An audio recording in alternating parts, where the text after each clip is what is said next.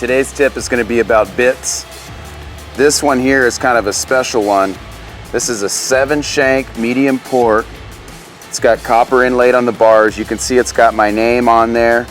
Randy Paul made this bit for me, which is why it's special. Randy's a great horseman, great horse trainer. He's $1 million rider in the reining. He's done awesome in the cow horse. I don't know many things that he can't do. He plays the guitar well. He's an artist. He's kind of one of those guys that he can just do everything. And everybody out there knows now getting a hold of his stuff is sometimes hard to do because he's so busy riding.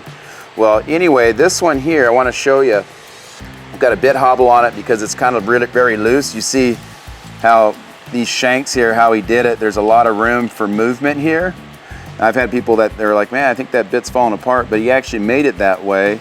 And it's got just a great feel. It's kind of similar to that quick bit that I showed you where it just kind of moves all over. It's kind of fluid. And I think it allows a horse to get comfortable. There's not really anything kind of restricting it. And that's why I like this. I use this bit a lot on my show horses. I use it a lot on my young horses also, kind of the beginning of their 3-year-old year, just because it's got, you know, it's got a nice feel to it. There's nothing here that's going to bite that horse. And I don't know why though, but when you pull on it though, they definitely respond. But I think it's kind of this movement like this is how it just kind of goes everywhere, is why I really like this bridle. Now, if you have a horse that is very, what I call like noodly, where they're just kind of all over the place, I don't think this is the bridle. You know, for a lot of these horses, these sons of Topsail Whiz, daughters of Topsail Whiz, this bridle's been really good because I kind of tend to want to bend them around a little more. And for me personally, this type of bit feels good, and I can't stress that enough. Just because a bit feels a certain way for me on a certain type of horse doesn't mean it's going to be the same as you, because our hands are different, our feel's different. All I want you to do is just start thinking about, when you're looking at these bits, why does it work? And more importantly, notice how your horse responds. And then start trying to match up what you're feeling and what that horse is doing with the particular type of bit. You wouldn't go at a screw that if you're working on your house and it calls for a Phillips screwdriver, you wouldn't go with the flathead. You know, you could try. You'd be sitting there forever trying to get that to work, and maybe you could kind of get it to work, but why not just get the tool that works, that fits? It's the same with those horses' mouth. Their mouths are a little different, their tongues are a little different. So why not try to find something that horse is comfortable with?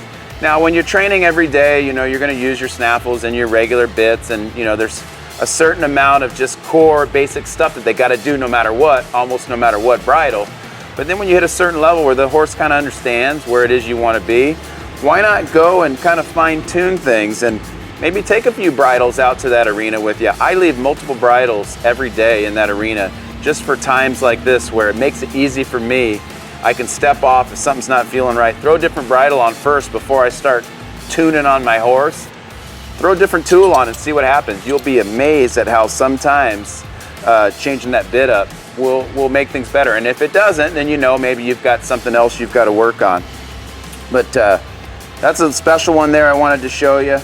Randy, if you're watching this, I'd love to have another one. I've got a handful of his bits in my collection. And I got to tell you, every single one of them's great, but I'm not surprised. You got a guy that trains horses, does the same thing that I do, has done it on a high level, that's actually putting his hands on making bits. It makes sense that he would make a really good bridle because he knows how a horse is supposed to feel. So that's a special one there. Good luck if you can get it.